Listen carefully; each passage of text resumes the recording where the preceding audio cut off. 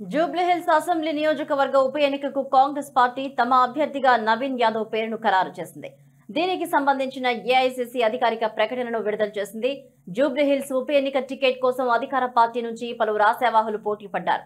తెలంగాణ కాంగ్రెస్ నేతలు పార్టీ యువ నాయకుడు నవీన్ యాదవ్, మాజీ ఎంపీ అంజన్ కుమార్ యాదవ్, సిఎన్ రెడ్డి పేర్లను అధిష్టానానికి పంపించారు. మాజీ మేయర్ బొందు రామ్మోహన్ పేరు కూడా పరిశీలనలో ఉన్నప్పటికీ ఆయన పోటీలో లేనన్న విషయం కూడా స్పష్టం చేశారు.